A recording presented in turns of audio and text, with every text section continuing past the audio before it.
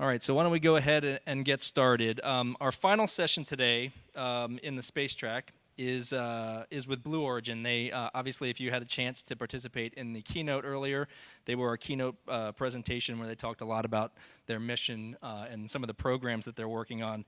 What we have today with us, Dean Kassman, who's the head of advanced technology at Blue Origin, and he's going to talk a little bit more about how they leverage cloud to power their innovation and product design. So please welcome to the stage Dean Kassman.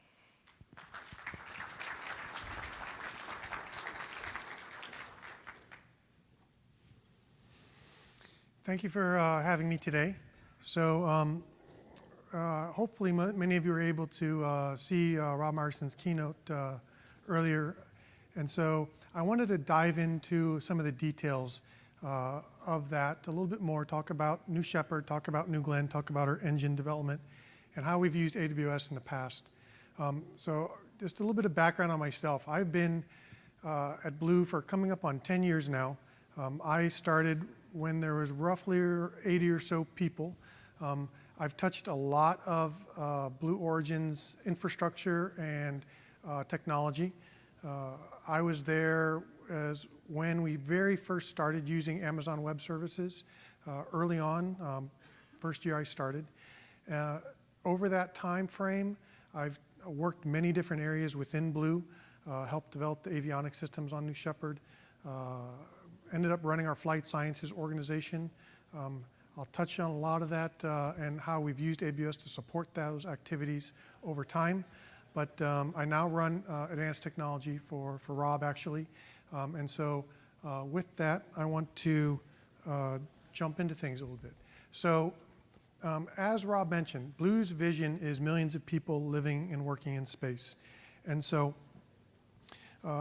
in order to enable that, we have to be able to think differently. As Rob mentioned, to date there's only 550 or so people that have flown into space. In order to get millions of people living and working in space, we have to do things differently. If we take the same approach, you're going to get the same answer. And so the first part of that was the development of New Shepard. We started some of our early vehicle development back in 2005 with our vertical takeoff and vertical landing technology. That led to New Shepard. And so the core algorithms that we tested back in 2005 on a vehicle that we called Karen were carried forward and helped us define New Shepard. So as Rob mentioned, New Shepard is a vertical takeoff, vertical landing vehicle. It's made up of two parts. There's the booster or the propulsion module, and then the crew capsule. The booster is powered by our LOX LH2 BE3 engine. We've had 8 flights to date of that vehicle. We're coming up on our next flight in the kind of summer time frame. Each of these flights have had a very particular set of primary and secondary mission objectives. I'll be going through kind of each of these flights, the first 5 flights of the rocket that Rob showed the video for. But it's been an amazing journey so far. The most amazing thing about New Shepard has been, in part, some of the design process of how we've gotten to where we are. And so let me first talk about what it takes for a vehicle to become reusable, how we designed it that way. And so New Shepard, let me start here at the top. And so New Shepard has a ring fin.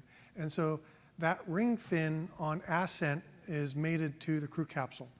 It's a load-bearing structure.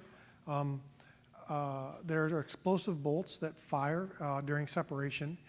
The air gap that you see here between the ring fin and the top of the tank structure is used during reentry to basically, that ring fin pulls the center of pressure back to be able to make the vehicle statically stable during reentry. Now, these ring fins or wedge fins are also there to help provide static stability of the vehicle. They're servo-controlled, hydraulically actuated. They deploy right at apogee and provide additional stability on reentry. The drag brakes that you see here, they deploy during reentry. They're stowed on the way up. They deploy right at, I guess, below Mach 1 to slow the vehicle down right before we do engine relight. The aft fins here are what we use to steer the vehicle. They help us on the way up as well as on the way down. The vehicle has a very large amount of cross range, but from boost to landing is about 2 miles north, and so we make very little bit of that cross range in terms of that, and those aft fins help us steer us back to the landing pad. They provide roll control on ascent as well as descent. The engine, obviously, is one of the most important parts of the vehicle. It's our LOX LH2 BE3 engine. As Rob mentioned, it's a deep throttling engine. It goes from 20% up to actually 110%. And so we use that on the way down to be able to support that precision landing. It's what decelerates that last little bit. And we use that throttling capability on ascent as well to be able to Q limit the vehicle as we rise up in the atmosphere. What's not on here is obviously there's TVC capability. We can gimbal that engine back and forth. And so that gimbaling of the engine is what provides a lot of the steering augmentation on ascent. And it also provides the last bit of maneuvering, that inverted pendulum capability when we're basically landing. There's RCS thrusters on the vehicle that are not demonstrated that help us maintain attitude during coast after we turn the engine off.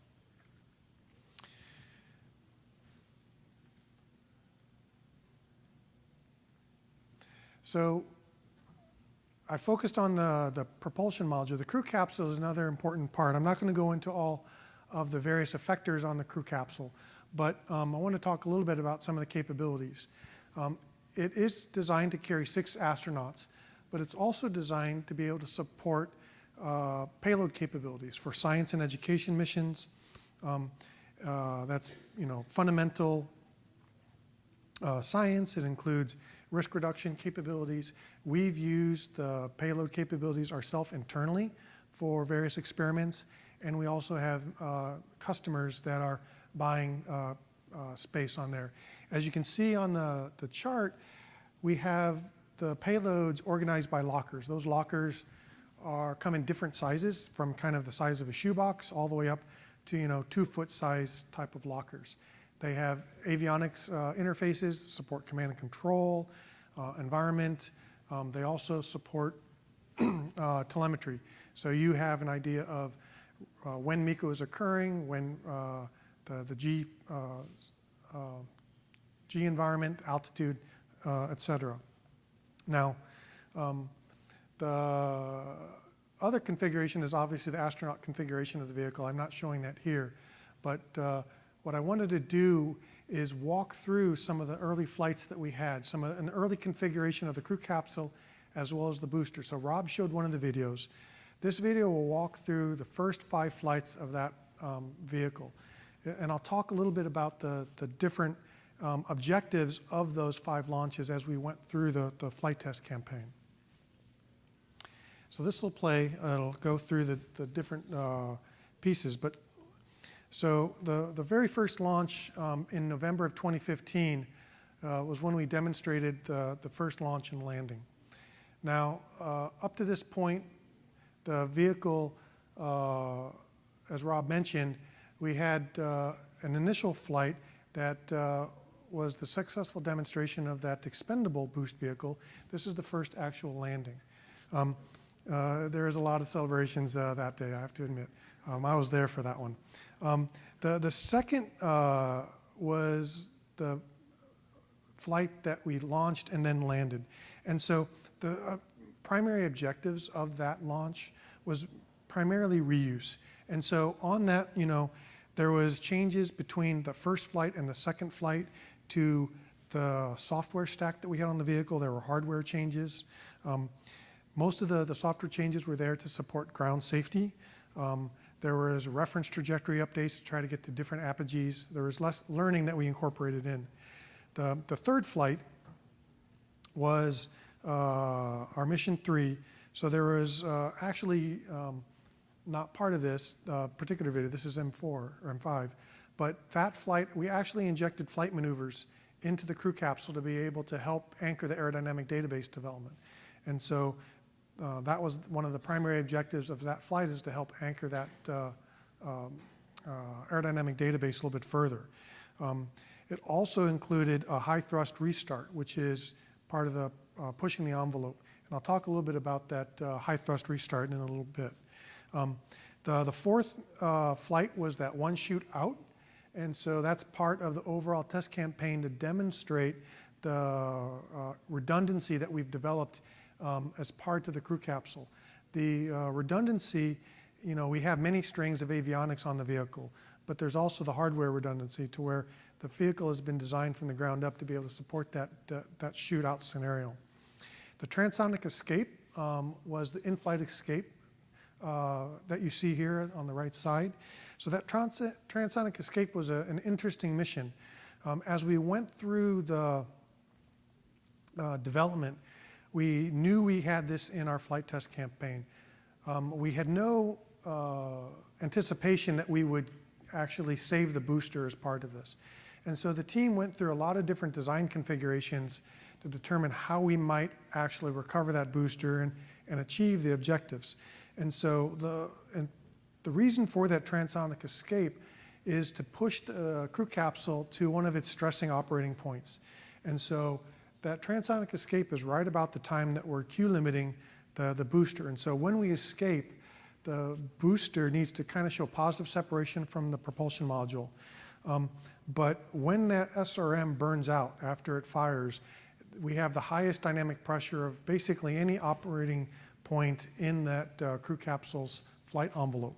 And so being able to demonstrate that the vehicle could withstand, we could end up in a nose-up orientation, get drogues deployed at the right altitude, and then land safely was a big part of that test campaign. We have had two subsequent flights since the transonic escape. Those used a more recent upgrade of the crew capsule, as well as kind of a next generation booster. The crew capsule used in these was a non-human rated version.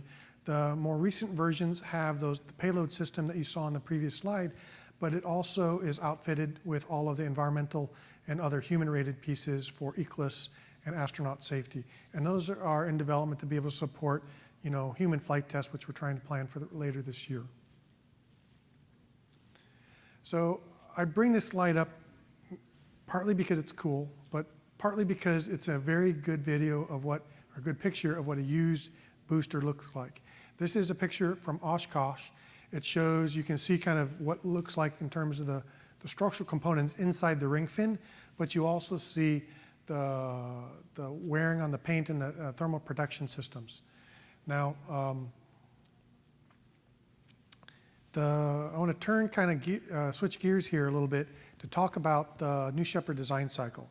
So Rob mentioned that we developed the system, new Shepard itself, in about 3 years with around 200 people. So in that time frame, when we first started, that design, AWS was just, you know, coming into existence. We were one of the very first users of the AWS. We were using EC2, S3, simple queuing service. And so those early application instances focused on things that EC2 primarily provided, which is kind of that elastic compute capability. And we used it to support aerodynamic database development, OML definition for the vehicle and crew capsule, the kind of early loads analysis and thermal design of the BE3 engine. The actual shape of the ring fin was all part of the OML development for PM, the propulsion module that was done on AWS. We also did a lot of post-flight data construction on those early flights using that system. I'm going to jump into two examples here in that design to talk about a little bit more detail about how we went through that. And so the first is the aerodynamic database development. So We did not use a generative design process back then. We considered a lot of different configurations to finally end up with what you see on the left-hand side. Most of those configurations were all driven by people with, native intuition of, lifting shapes and aerodynamics. And so the process that we followed to develop these databases, and so let me back up. So the databases themselves are used to support that early configuration and OML development. What we do is we try to develop what the aerodynamic coefficients are across the entire flight envelope. Those aerodynamic coefficients relate axial force, normal forces to the forces and moments that will be acting on the vehicle in different phases of flight. And so every point you see on the plot represents basically one data point that is a function of Mach number, angle of attack, other factors. And so those databases are then part of conceptual design studies and trade studies that let us determine if the top-level requirements for the vehicle close. And so that can be static stability, dynamic stability. But what we do in terms of the actual process is run CFD codes, computational fluid dynamics codes, to generate the lifting forces on that vehicle and those aerodynamic coefficients for a given particular Mach number, particular angle of attack. And so every one of those runs we actually do, and we did out on EC2, using kind of an embarrassingly parallel approach. We can blast out a very large trade space over a very short period of time and do all of this manually. And so at the time, there was no job management. There was nothing. This was all a lot of hand code that was done to be able to create these. Now, the beauty of what AWS provided us was an ability to rapidly innovate. We were able to go through multiple configurations over a weekend and get turnaround time in the matter of days because we were able to scale that size, where we had originally done some of these early configurations on an in-house cluster, and we quickly abandoned that because of the scalability that the AWS system provided us. Let me jump to another example. So post-flight reconstruction. So for post-flight reconstruction, what you see on the left is an infrared view of one of our first flights. Now, the vehicle, you can see the plume highlighted in white. Now, the engine is flying backwards, or the vehicle is flying backwards through that plume. You also see shedding of that plume as it goes up the vehicle. And what we observed in our post-flight data reviews was a tilt back and forth of the vehicle. Now, we have very detailed simulations of the vehicle as it both boosts as well as lands. And these were outside of what we were expecting in that data review. Now, what we ended up doing is generating a fault tree. That fault tree looked at a lot of different potential causes of the back and forth tilt. The first would simply be that the engine on aerodynamics, that plume on aero, was affecting the static stability of the vehicle. We also looked at the fact that that shedding plume as it goes up the sides of the vehicle were causing some kind of disturbances that was basically pushing the vehicle back and forth. There was potential for control coupling effects between the engine control as well as the aft fins. And there's also just the ineffectiveness of, as those basically hot fluid cells roll up past the aft fins, that the aft fins were less effective than they had been predicted to be. What you see in the bottom right here are the test data from those early flights. The blue is the raw data. The green is a 10 hertz Gaussian filter applied to that data. But what we did is we used that raw data to try to explore the fault tree and simulation to do that as well. And so when we went through the early pieces, we were able to quickly kind of rule out the vehicle static stability. That was done through kind of hand calculations as well as simulation studies. The control coupling effects were also ruled out through simulation. We looked at stability margins associated with the aerodynamics and determined that that was not a factor. However, potentially the aft fin effectiveness had a potential probability to be a root cause, and then the unsteady shedding of the plume and the disturbances had high probability, but we wanted to vet that out. So what we did is we turned to unsteady CFD. And so where steady CFD is trying to look at a constant flow field, unsteady CFD assumes you basically let the flow field evolve with time. And you're looking at the unsteady dynamics that this would cause. What we did is we did a detached eddy simulation of the vehicle at different angles of attack, different thrust levels. And it was about a 5 million cell CFD simulation covering about a 2 to 3 second time window that matched the data points that we had in the post-flight data review. And what we showed is that those cells that were flowing up past the vehicle could in fact impart the magnitude of disturbances that we were looking at. And so between the unsteady simulation as well as some sixed off Monte Carlo, we were able to basically prove out the theory and validate that that was the leg of the fault tree that was actually causing these disturbances. Then once we knew an idea of what was causing it, we couldn't redesign the hardware to prevent this. We have to fly through that plume. So what we ended up doing was modifying the flight software. And so the flight software modifications ended up kind of in 3 different areas.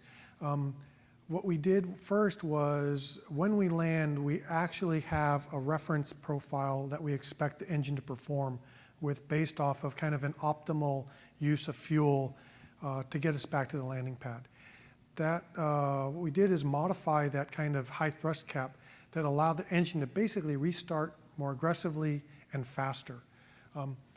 There's also an interesting play between the thrust vector control and the aft fins. And so what we did was faded in the TVC control earlier and detuned some of the aft fin control. So we were able to modify the balance between which effectors we used to be able to kind of stabilize the vehicle at the end part of flight. And then we also basically just restarted lower.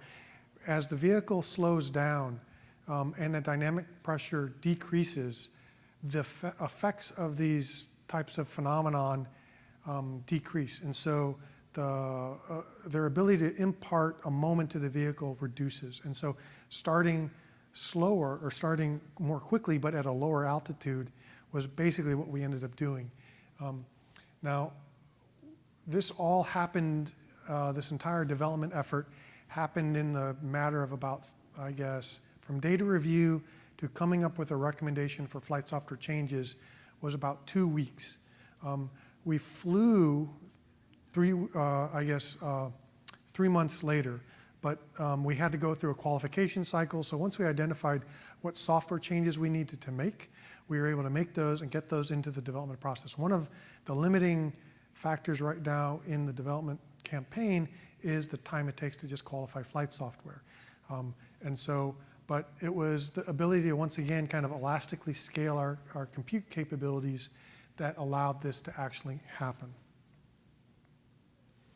So I talked about 2 design examples. We also use AWS for operations. So from an operations perspective, we have a in-house system that we've kind of built up over time. And that in-house system, we're using it for our test stands, using it for obviously the flight data, but we also use it for our hardware in the loops system. It supports streamed and batch data, but and part of that is being agnostic to where the data starts from. So at the end of the day, all of the post-flight reconstruction and all of the engineering scripts, analysis tools are identical to whether or not we're collecting data off of the vehicle, from the lab, from the test stand. So whether we're testing a BE3 engine on the test stand or from a qualification effort in the lab, that data pipeline and review process is identical. And so that has also been developed in-house.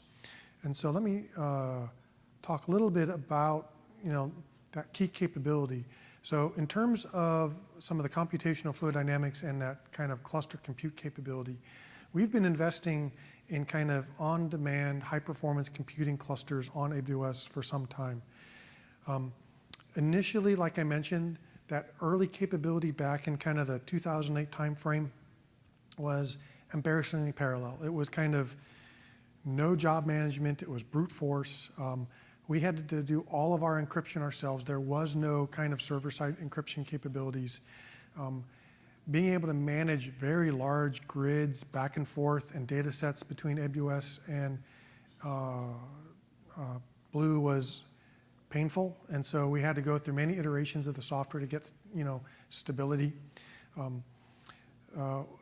Around the time frame of 2010, 2011, we started adding MPI support.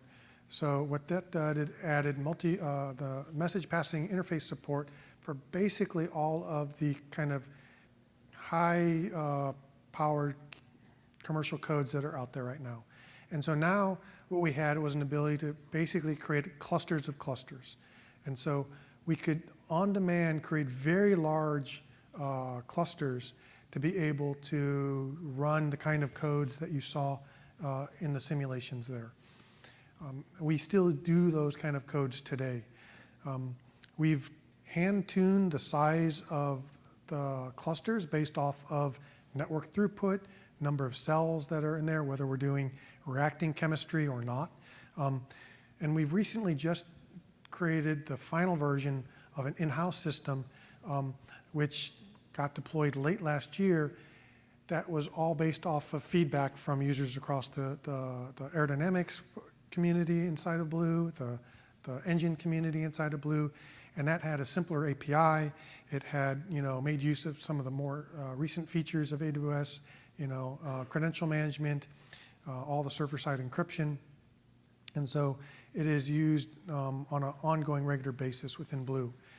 Now, to give you an example of the kinds of problems and the size of the problems that we've talked about and that we solve, from an aero perspective for external aero, we will often solve between 20 to 100 million cells in the problem. We'll run anywhere between 200 to 400 cores, and the problems are all geared towards very quick turnaround. We have a question that we need to answer. We need turnaround tomorrow, and so a lot of these are supporting trade studies, data reviews, other types of applications. For combusting safety problems, for the engine, for example, for BE3 development and beyond, those become much more complicated because there's a lot more chemistry involved. You're looking at injectors. You're doing anything from a single injector up to a small set of injectors up to a full engine type of combusting simulation. Those can run anywhere from days to several week turnaround time. And we're also using it for all of the finite element analysis as an example as well. And those have anywhere between 1 to 10 million degrees of freedom. You're looking at kind of 3 to 128 cores, and those are simpler problems, and those are about 1 day turnaround. We have other examples as well, but I want to kind of highlight those. So, we've had a lot of success on using AWS for New Shepard, but that's not the only place that we're using it. We're also using it for BE4 as well as New Glenn. The success we had on New Shepard has basically translated to successes on BE4 and New Glenn as well. And so New Glenn, as Rob mentioned, is our orbital vehicle. It's in development right now. The first stage is a reusable first stage. It has expendable upper stages. It supports the BE4 engine for the first stage as well as BE3 engines for the upper stages. Now, the success that we had there is directly being used now on those programs. For New Glenn, it has helped drive, AWS has helped drive the configuration design of the vehicle. The way the strakes look is part of the decisions that we've made using AWS. it is our primary CFD cluster now for all of our external flows as well as our internal flows. So whether we're doing combusting CFD or non-combusting CFD for internal engine flows or for our external flows for our aerodynamics, it's become the primary workhorse for us. When we go to the wind tunnels, all of our pretest predictions are all done using AWS. So, we simulate exactly what we expect to do in the wind tunnel beforehand. The entire test campaign is run through CFD. That CFD is all running on AWS. Now, the other piece that we do is a lot of our kind of ad hoc analysis, our Monte Carlo infrastructure, the prototyping there, all of our kind of some of our steady state engine simulations. We're trying to explore trade spaces. We make use of the tools. We're highly, investing highly in both the operational side as well as the design side of the system. This is an example on the right of one of the combusting CFD injector models that we look at for combusting CFD. We're also using it for our business systems. And so from a business system perspective, it's some of the things you'd expect. There's the business intelligence systems coupled with Redshift. We're using it for monitoring of our applications, for just scalability of our in-house serving and compute platforms. We are using it on the manufacturing floor. We're delivering all of drawings, data files to our manufacturing floor using AWS. And so all of that is kind of tied into that back end. We're touching a lot of different products from Amazon, and we can expect to continue to touch a lot of more. And so with that, I'm happy to take in any questions that you guys might have.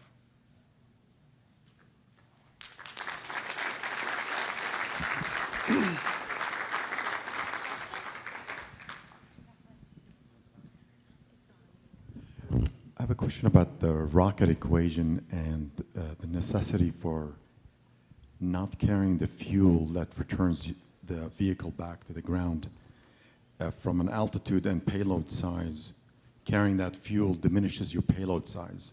Correct. To return. So overall, the systems engineering perspective, what is the benefit from a systems engineering perspective to use non-expendable vehicles to expendable vehicles?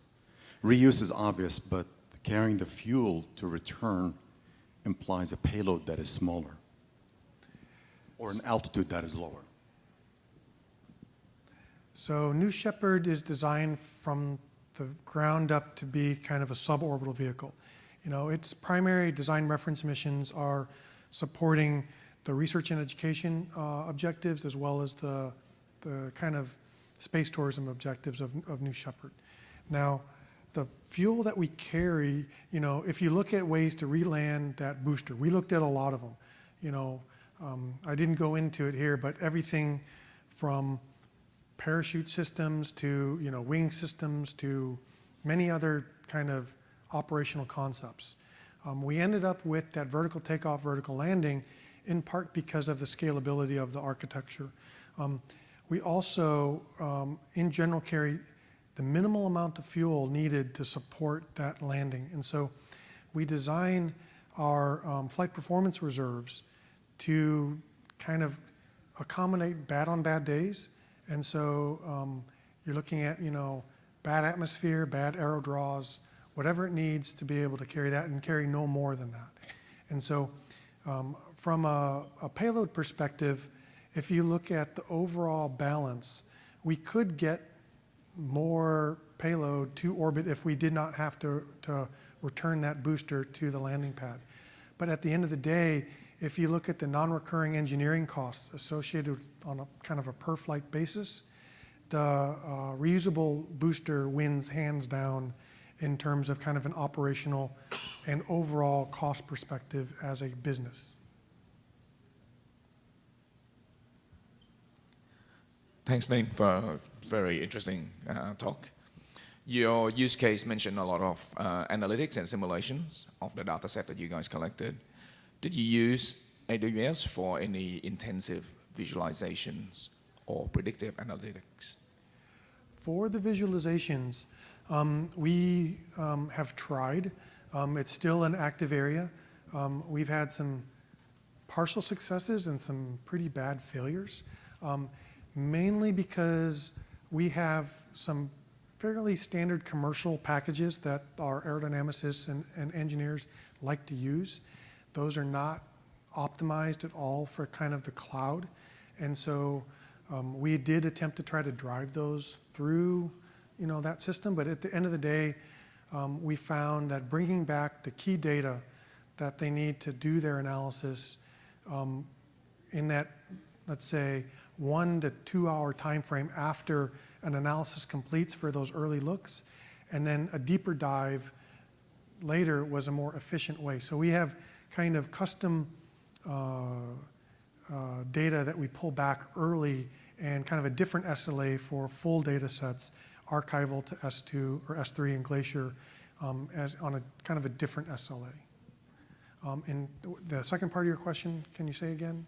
Machine learning for predictive analytics. So I'm not going to talk a lot about that except to say that maybe. Let's just say that we acknowledge that us and many others see the potential. I noticed on your last slide that you have some workloads or a lot of services that you're using in GovCloud versus commercial AWS. What helped conceive the decision of using GovCloud versus just US East versus just US East versus GovCloud? So the main driver there is development effort. So we've, early on, we had to build all of the capabilities that would ensure ITAR compliance ourselves. And so, single-use keys, all kinds of infrastructure that, while we can do it, it's not where we want to be spending our time. We want to be spending our time using the tool rather than trying to figure out, how to make the tool, meet our end need. And so for GovCloud is kind of a slam dunk for us in terms of a development effort perspective on many fronts. There was value-added capabilities in terms of the data pipelines that I mentioned, the operational side of things. That's a value add to us because that's not something we can go buy. No one is going to go build that. That's something that capability, having it in-house, is a core enabler for us in terms of really fast, rapid flight data reduction. We do rapid flight data reduction. We have the capability to do it in minutes to hours compared to other entities that sometimes take weeks to months. And so it's been a massive enabler for us. Just a quick question. Impressive amount of simulation for sure. I am curious though, you mentioned a cap of about 2,000 cores on your on one of your simulations. What keeps you from blowing it out the door? 10,000 cores, 20,000 cores? So for the MPI cases, it's basically network throughput. I mean, right now, AWS does not have an InfiniBand network. So, that's by my first ask if I could get that. And that's really it. I mean, so the size of the problem is driven both by, we are, cost sensitive. So we try to generate grids and generate problems to get the accuracy that we need out of the analysis. And so that, you will have the occasional analyst who just wants to try to make as big a problem as he can. But most of the time, we have a really good set of engineers that are trying to choose exactly the size of the problems to get the most bang for the buck. That any simulation I mentioned was an example where we kind of targeted the number of cells to get the kind of fidelity that we wanted. But then from a core perspective, we're really just limited by network throughput. I had in the keynote, they noted that the new Glenn was only going to have one engine involved in the landing. SpaceX just tried to do it with 3. I was wondering if you guys were entertaining that redundancy in your test schedule. So New Glenn, when it's doing its landing, so it's doing a deceleration burn to basically slow itself down, and then a landing burn for landing on the moving platform. So we have, all 7 engines available to us. I'll just say that the GNC engineers are unbelievably talented, and even though primarily we will be using that center engine, that doesn't say that they cannot dream up of, any number of scenarios that would support greater redundancy.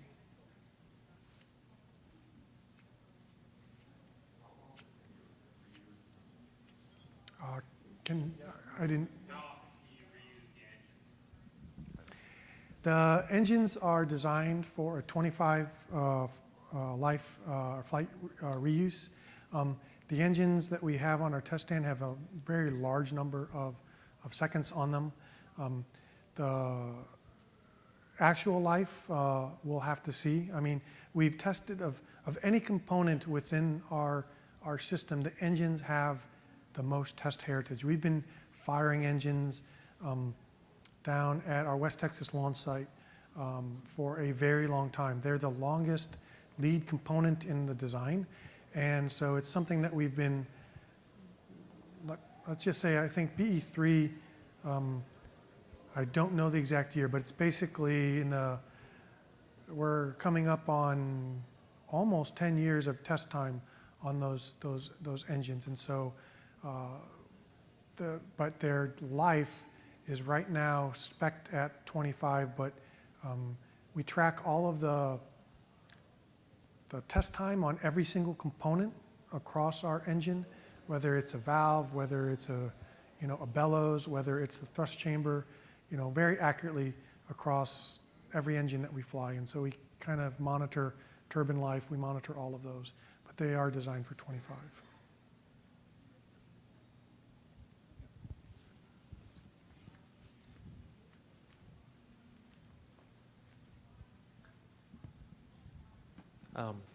Hi, Dean. How applicable is all the work that you've done with the BE3 and BE4 to zero and low atmospheric EDL, and how well do you think you're going to port flight sim, FEM, and the other analysis tools you've developed into EDL systems that may behave very differently?